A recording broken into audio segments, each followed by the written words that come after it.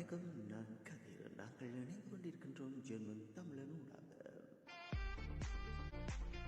2024 பாராளுமன்ற தேர்தல்.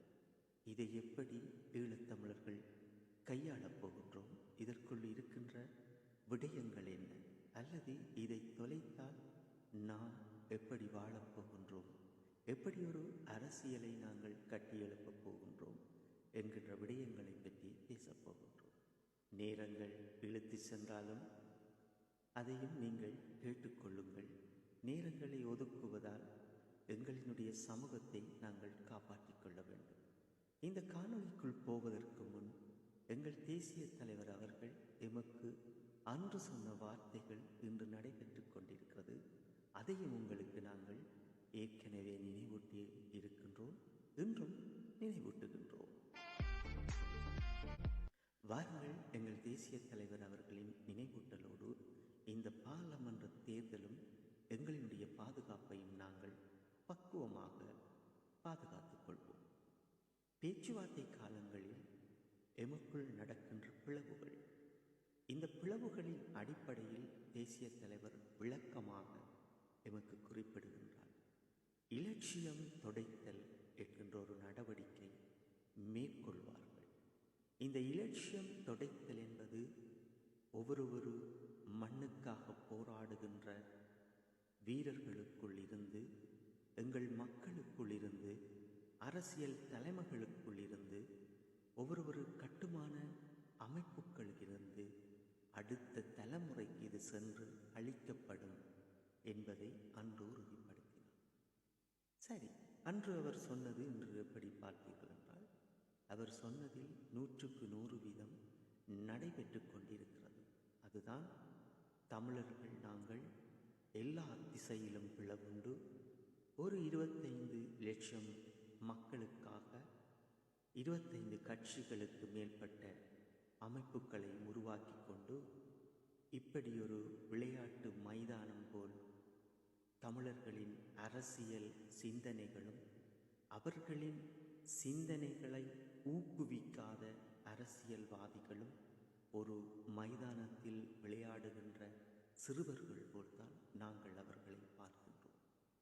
தேசிய தலைவர் அவர்கள் சொல்லுகின்ற விடயம் எப்படி துடைத்தெறியப்படும் என்பது, அது இன்று நீங்கள் இளைய சமூகத்தை சார்ந்த நீங்கள் புதிய ஜனாதிபதி அவர்களை தூக்கி கொண்டாடும் போது அது எங்களுக்கு வடிவாக புரிகிறது. அன்று தேசிய தலைவர் அவர்கள் சொன்ன வார்த்தை இன்று நிறைவேறப்பட்டிருக்கிறது என்று. இன்று மிகுதி இருக்கின்ற அந்த ஒரு துளி தேசியம் என்கின்ற அந்த நீரை வற்றிவிடாமல் மீண்டும் எப்படியாவது கொண்டு வந்து ஊற்றிவிட வேண்டும் என்றுதான் நாங்களும் எங்களுடைய காணொளிகள் ஊடாக, நேரலைகள் ஊடாக உங்களோடு பகிர்ந்து கொள்கின்றோம். எங்களுக்கு இருக்கின்ற நேரங்களோடு அந்த அடிப்படையில் தான் நாங்கள் சங்கு சின்னத்தையும் ஆதரித்து அதற்குரிய பிரச்சாரங்களையும் நாங்கள் செய்திருந்தோம். அதற்குரிய ஏற்பாடுகளும் அதற்குரிய நடவடிக்கைகளையும் முடிந்த அளவு எங்களுடைய மக்கள் நீங்கள் சரியான ஒரு இடத்தில் நின்றிருந்தீர்கள். இங்கே இருக்கின்ற விடயம் என்னவென்றால், எங்களுடைய இளைய தலைமுறை நீங்கள் மிகவும் பொறுமையாக கையாளுங்கள். இவர் இந்த அரசியல்வாதி சரியில்லை என்றால் உங்களுக்கு அனைத்து தகுதிகளும் இருக்கிறது. கல்விகளை கற்றிருக்கின்றீர்கள், ஒரு அரசாங்கத்தில் வேலை செய்கின்றீர்கள், ஒரு சட்டவாளராக, ஒரு ஆசிரியர்களாக, ஏதேனும் ஒரு வணிகத்தில் தனித்துவமாக இயங்கி அந்த வணிகத்தை கொண்டு போறவர்களாக, கல்வியை கற்காவிட்டாலும் தொழிலை முன்னெடுத்து சென்று ஒரு பெரும் நிலையில் அடைந்திருக்கின்ற ஒரு மகனாக, இப்படி எங்களின் பண்பட்ட வாழ்வில் உங்களுடைய முயற்சிகளும் அந்த முன்னேற்றங்களையும் யாராலும் தடுத்துவிட முடியாமல் இருக்கிறது. சரியாக புரிந்து கொள்ளுங்கள். எமக்கு இலங்கை அரசாங்கம் உதவியவர்கள் கிடையாது, உலக தேசம் எமக்கு உதவியவர்கள் கிடையாது. அப்ப நாங்களே ஈழத்தமிழர்கள் ஆகிய நாங்கள் 15 ஆண்டுகள் போர் முடிந்தும் இன்று வரைக்கும் ஏதோ ஒரு வகையில் நாங்களாகவே எங்களை மேலோங்கி சென்று கல்வியை கற்காவிட்டாலும் தொழிலை முன்னெடுத்து சென்று ஒரு பெரும் நிலையில் அடைந்திருக்கின்ற ஒரு மகனாக, இப்படி எங்களின் பண்பட்ட வாழ்வில் உங்களுடைய முயற்சிகளும் அந்த முன்னேற்றங்களையும் யாராலும் தடுத்துவிட முடியாமல் இருக்கிறது. சரியாக புரிந்து கொள்ளுங்கள். எமக்கு இலங்கை அரசாங்கம் உதவியவர்கள் கிடையாது, உலக தேசம் எமக்கு உதவியவர்கள் கிடையாது. அப்போ நாங்களே ஈழத்தமிழர்கள் ஆகிய நாங்கள் 15 ஆண்டுகள் போர் முடிந்தும் இன்று வரைக்கும் ஏதோ ஒரு வகையில் நாங்களாகவே எங்களை மேலோங்கி சென்று கொண்டிருக்கின்றமே தவிர யாரும் சுருண்டு போய் வாழ்ந்தவர்கள் கிடையாது. தொழில்களாக இருந்தாலும் சரி, கல்வியாக இருந்தாலும் சரி. அப்போ நாங்கள் எங்கே தோற்று நிற்கின்றோம் என்றால், எங்களினுடைய அரசியல் அபிலாசைகள் கட்டுமானங்கள் என்கின்ற போது தோற்று நிற்கின்றோம். இது எங்கே இந்த தோற்றல் உருவாக்கப்பட்டிருக்கிறது என்றால், அது அரசியலில் இருந்த முதியவர்களிடமும் இருக்கிறது, உங்களை போன்ற இளையோர்களிடமும் இருக்கிறது. நீங்கள் சரியாக புரிந்து கொள்ள வேண்டும். இப்போ நீங்கள் என்ன நினைக்கிறீர்கள் என்றால், இந்த தமிழரசு கட்சியில் இருந்தவர்கள் நல்லவர்கள் அல்ல என்று நீங்கள் ஒரு முடிவை எடுத்தீர்கள் என்றால், நீங்கள் எப்படி ஒரு கல்வியை கற்று முன்னுக்கு வந்தீர்களோ, அல்லது எங்களினுடைய ஒரு ஆலயங்களில் நாங்கள் ஒரு பரிபாலன சபைகளுக்குள் இருந்து கொண்டு இந்த போத வஸ்துக்கள் வருகின்ற போது அதையெல்லாம் நாங்கள் எப்படி தடுத்தோம், மனிதர் என்று சொல்லிக்கொண்டு பூசிக்கொண்டு திரிந்தவர்களை எல்லாம் எப்படி மடக்கி குடித்தோம் என்கின்ற விடயங்களை செய்தது போல் இதை நாங்கள் கட்டி ஆள வேண்டும். அப்போ இதையெல்லாம் விட்டுட்டு ஜனாதிபதி அவர்கள் வருகிறார், அவருக்கு பின்னுக்கு நான் தூக்கி கொண்டு போகின்றேன் செம்பு என்று நினைத்தீர்கள் என்றால் அது முட்டாள்தனமான விடயம். கிறிஸ் மனிதர் வரும்போது ஜனாதிபதியும் வரல, இவருடைய அமைப்பும் வரல. எம்மை காப்பாற்றுவதற்கும், எங்கள் வீட்டுகளில் இருந்த பெண்களை காப்பாற்றுவதற்கும், எங்களுடைய சொத்து பத்துகளை காப்பாற்றுவதற்கும், எங்களுடைய கிராமங்களை காப்பாற்றுவது இவர் வரவில்லை. அப்போ நாங்கள் தான் எழுந்தெழுந்து நின்றோம். எங்களுடைய கோவில் பல சபைகளாக, எங்களினுடைய விளையாட்டு கழகங்களாக நாங்கள் தான் எழுந்தெழுந்து நின்று அந்த வேலை திட்டங்களை செய்தோம். அப்போ எங்களினுடைய போத வஸ்துக்கள் வருகின்ற போதும் ஓரளவு முடிந்தளவு இதே போல் தான் நாங்கள் கட்டுப்பாடாக கொண்டு வந்து அந்த வேலை திட்டங்களை செய்தோம். இவர்கள் எமக்கு எதுவும் 100% எமக்காக சேவைகளை செய்தோம். அப்போ உழைப்பிலும் சரி, எங்களுடைய ஒழுக்க விடயங்களிலும் சரி, நாங்கள் சரியான பாதையில் போய்கொண்டிருக்கின்றோம். அப்போ எதற்காக இந்த ஒரு அரசியல் விடயங்களில் உங்களால் உருவாக்காமல் இருக்கின்றீர்கள் என்பதை தான் நாங்கள் பேசுகின்றோம். இதற்காக நாங்கள் போய் சிங்களவர்களோடு இணைந்து கொண்டு நிற்க முடியாது. சேர்ந்து வாழ்வோம், அது ஒரு வேறு விடயம். நாங்கள் இஸ்லாமியர்கள் வேறு, சிங்களவர்கள் வேறு, நாங்கள் வேறு என்றல்ல. இங்கே நாங்கள் வேறுபடுவது போர் குற்றம். இங்கே தான் நீங்கள் சிந்திக்க வேண்டிய இடத்துல இருக்கு. இந்த மண்ணுக்கும் மக்களுக்குமாக போராடிய ஒரு இனம், அதற்காக உயிர்கள் விலையை கொடுத்திருக்கிற உயிர்களால் ஒரு இனத்தை அழித்திருக்கின்றார்கள். அப்போ இதற்குரிய சாட்சியங்கள் எல்லாம் வலுவாக பெற்று நேற்று ஐக்கிய நாடுகள் சபையில் எல்லா நாடுகளும் மௌனமாக அந்த அறிக்கையை வெளியிட்டிருக்கின்றனர். கிட்டத்தட்ட 2-3 நாடுகள் தான், சைனா போன்ற நாடுகள் நமக்கு எப்பவும் இதை அணிப்பது போல் நிற்கின்றார்கள். மற்ற நாடுகள் ஒன்றுமே பேசவில்லை. அப்போ அந்த போர் அணியினுடைய விசாரணை அணியினுடைய செயல்பாடுகளும் அவர்களினுடைய அந்த ஒரு நகர்வு, அவர்கள் எடுத்த முடிவு, நேரடியாக உறுப்பு நாடுகளுக்கு சாட்சியங்களை நேரடியாக கொடுத்து அதுக்கென்று ஒரு அமைப்பை உருவாக்கி கொண்டு அவர்களுடைய வேலை திட்டங்களை செய்தது, அது எமக்கு இன்றொரு சாதகமாக இருக்கிறது. அப்போ இதையெல்லாம் நாங்கள் தொடைத்து விடக்கூடாது. போர்க்குற்றம் என்பது அது உடனே அது நிறைய உடனே அவர்களை கூண்டிலேற்றோணுமானால் அதுக்கு நாங்கள் வேலை செய்ய வேண்டும். அப்போ முதலில் நாங்கள் ஒரு அழகான, ஒரு நேர்த்தியான, விசுவாசமான அரசியலை உருவாக்க வேண்டும். அப்போ இதையெல்லாம் செய்த நீங்கள் இளம் தலைமுறை பிள்ளைகள் இப்படி ஒரு விளையாட்டு மைதானத்தில் குழந்தைகளைப் போல் வெற்றை தூக்கி கொண்டு அல்லது பந்தை எடுத்துக்கொண்டு மைதானத்தில் இறங்கி நிற்பது எந்த ஒரு விடயமும் எமக்கு அமையப் போவது அல்ல. அது சிங்கள மக்களுக்கு அது பலமாக இருக்க போகிறது, சிங்கள அரசியல்வாதிகளுக்கு அது பலமாக இருக்க போகிறது. அப்போ எந்த இடத்தில் நாங்கள் தோற்று நிற்கின்றோமோ அந்த இடத்தை சரியாக நீங்கள் கைப்பற்ற வேண்டிய ஒரு இடத்தில் இருக்கின்றீர்கள். இப்போ நீங்கள் உதாரணமாக உங்களுக்கு நாங்கள் எங்களுடைய வாழ்க்கையை நாங்கள் உங்களுக்கு பாடங்களாக நாங்கள் கற்பிக்கவில்லை. நாங்கள் எங்களோடு நடந்ததை சொல்லுவோம். இப்போ நாங்கள் ஜெயிலில் இருந்து 2014 வருகின்றோம். எங்களுக்கு திசையும் தெரியாது, ஒன்றுமே தெரியாது. நாங்கள் தேசிய தலைவர் வாழ்ந்தவர்கள், அவர்கள் சொல்லுகின்ற பணிகளை செய்து கொண்டிருந்த நாங்கள், எங்களுக்கு எதுவுமே தெரியாது. அப்போ எங்களுக்கு கண்ணுக்கு முன்னுக்கு இருக்கின்ற எங்களினுடைய வாழ்க்கையை விட எங்களினுடைய நண்பர்கள் கையளிக்கப்பட்ட போர்க்குற்றங்கள், இந்த போர்க்குற்றங்களை எப்படி முறியடித்தார்கள், மீண்டும் மீண்டும் எப்படி இணைக்க வேண்டும் என்கின்ற போதுதான் நாங்களே ஒரு பாதைகளாக உருவாக்கி கொண்டு போகின்றோம்.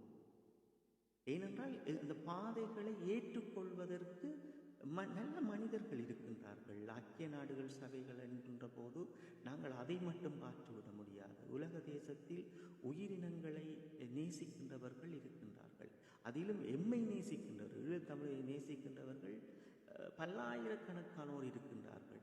அப்போ அவர்களிடம் நாங்கள் கொண்டு போக வேண்டும் என்றால் இங்கே எங்களுடைய நிலத்தில் ஒரு சரியான அரசியல் அமைப்பை உருவாக்க வேண்டும். அதை நீங்கள் சரியாக செய்ய வேண்டும். நீங்கள் இன்று தமிழரசு கட்சியில் இருந்த வயதானவர்கள் சரியில்லை சரியில்லை சரியில்லை என்பதற்காக நீங்கள் சிங்கள தலைவர்களோடு போய் நிற்க முடியாது. இப்போ நாங்களும் அப்படித்தான் ஜெயிலில் வந்து பார்க்கின்ற போது இவர் சரியில்லை அது சரியில்லைன்னு சொல்வதை விட நாங்கள் ஒரு செயலை செய்ய வேண்டும். அப்போ அப்படி நீங்கள் போக வேண்டும் என்பதற்காகத்தான் இன்று எங்களை போன்று நேசிக்கின்றவர்கள், ஈழத்தமிழை நேசிக்கின்றவர்கள் பல்லாயிரக்கணக்கானோர் இருக்கின்றார்கள். அப்போ அவர்களிடம் நாங்கள் கொண்டு போக வேண்டும் என்றால் இங்கே எங்களுடைய நிலத்தில் ஒரு சரியான அரசியல் அமைப்பை உருவாக்க வேண்டும். அதை நீங்கள் சரியாக செய்ய வேண்டும். நீங்கள் இன்று தமிழரசு கட்சியில் இருந்த வயதானவர்கள் சரியில்லை சரியில்லை சரியில்லை என்பதற்காக நீங்கள் சிங்கள தலைவர்களோடு போய் நிற்க முடியாது. இப்போ நாங்களும் அப்படித்தான் ஜெயிலில் வந்து பார்க்கின்ற போது இவர் சரியில்லை அது சரியில்லைன்னு சொல்வதை விட நாங்கள் ஒரு செயலை செய்ய வேண்டும். அப்போ அப்படி நீங்கள் போக வேண்டும் என்பதற்காகத்தான் இன்று எங்களை போன்றவர்கள் ஊடகங்களுக்கு வந்து நீரலைகள் ஊடாக உங்களோடு பேசிக்கொண்டிருக்கின்றோம். அது எங்களுடைய அனுபவம் உங்களுக்கு ஒரு பாதைகளாக இருக்கும். உங்களுக்கு ஒரு பாதையை உருவாக்கி தந்துற்றோம் என்று சொன்னால் பின்னுக்கு நின்று நீங்கள் அதை இறுக்கமாக பிடித்துக் கொள்ளுவீர்கள். உங்களுடைய அடுத்த சந்ததிக்கு இதை சரியாக கற்றுக் கொடுத்து விடுவீர்கள். அப்போ நீங்கள் இந்த இடத்தில் யோசியுங்கள் என்னென்றால் இந்த பாராளுமன்ற தேர்தலை நாங்கள் எப்படி கையாளப் போகின்றோம். எங்களுக்கு முக்கியம் தேவை சிங்கள தேசத்தில் இருந்து வருகின்ற எந்த கட்சிகளுக்கும் வடக்கில் கிழக்கில் இடம் கிடையாது.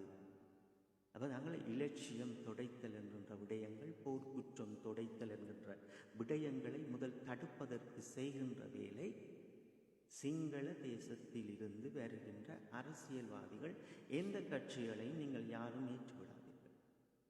அது நீங்கள் ஏற்பதால் உங்களுடைய அடுத்த தலைமுறை தான் இங்கே பாதிக்கப்படும். இரண்டாவது விடயமாக நாங்கள் முக்கியமாக எடுக்க வேண்டிய விடயம், இதுவரை பாராளுமன்றம் போனவர்கள் எமக்கு தேவையில்லை. சரியா நீங்கள் புரிந்து கொள்ளுங்கள். வடகிழக்கில் இன்று வாக்களிக்கப் போகின்ற நீங்கள் எல்லோரும் இதை புரிந்து கொள்ளுங்கள். இப்போ என்னுடைய கிராமத்தை பொறுத்தவரை நான் என்னுடைய கிராமத்துக்கு நேரடியாக எல்லாரோட உரையாடி கொண்டிருக்கின்றேன். எங்களுக்கு ஒரு கோயில் இருக்கிறது. அந்த கோயில் ரீதியாக அந்த விடயங்களை நான் செய்து கொண்டிருக்கின்றேன். எங்களுடைய வாக்கு எப்படி சங்கு சின்னங்களுக்கு உருவாக்கப்பட வேண்டும் என்று முடிவெடுத்தது போல் இன்றும் நாங்கள் இப்படி ஒரு வேலை திட்டத்தை செய்கின்றோம். அப்போ எல்லாத்தையும் நாங்கள் கற்றுக்கொண்டவர்கள், தெரிந்து கொண்டவர்கள். இப்படி நாங்கள் அவசரப்பட்டு சிங்களவர்களிடம் கையாள்வதால் எங்களுடைய இலட்சியம் தொடைக்கப்படும். அந்த இருக்கின்ற துளி நீரும் இல்லாமல் போய்விடும். அவர்கள் ஊற்றிய அத்தனை நீருக்குள்ளும் நீங்கள் மூழ்கி விடுவீர்கள். தயவுசெய்து பொறுமையாக காணொளிக்குள் சென்று வடிவாக கேட்டுக்கொண்டு அரசியலில் பயணியுங்கள்.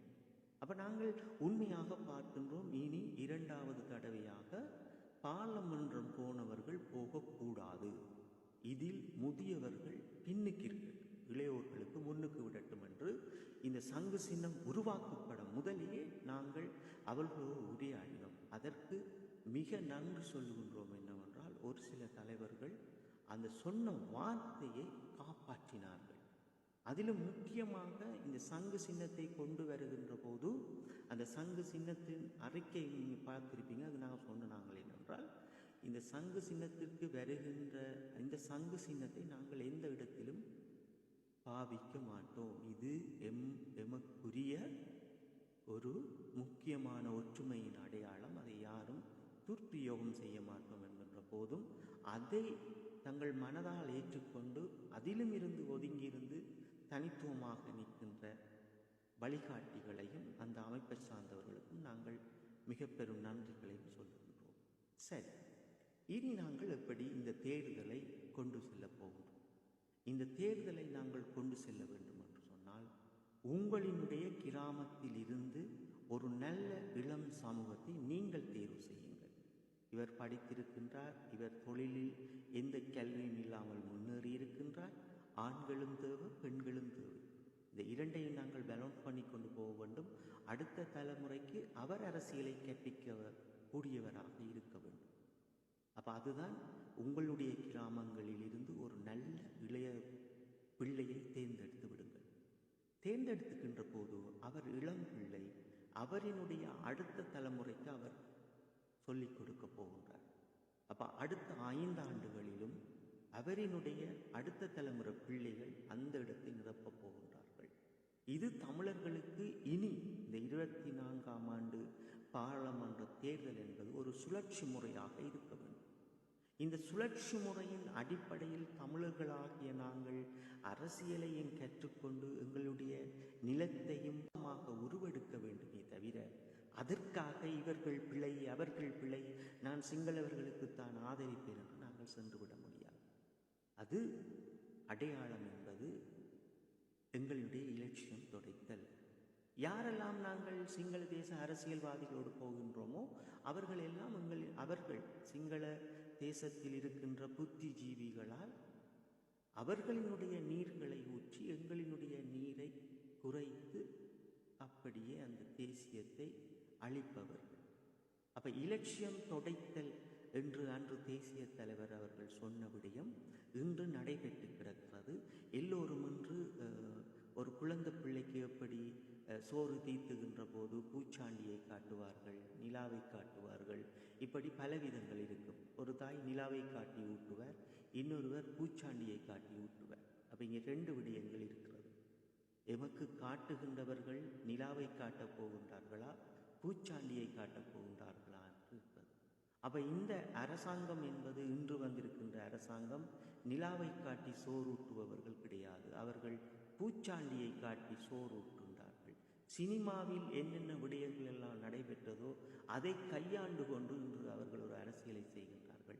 அப்போ நீங்கள் தெளிவாக நிலாவை பார்த்து ஊட்டிய சோறு உண்மையாக இருந்தால் உங்களினுடைய தந்தை, உங்கள் தாயினுடைய பூர்வீகம், உங்களினுடைய அடுத்த தலைமுறையினுடைய பூர்வீகம், உங்கள் குழந்தையினுடைய பூர்வீகம் என்று இருந்தால் இன்று நாங்கள் ஒரு குழம்புப்பட்ட ஒரு மக்களாக இருக்கின்றோம்.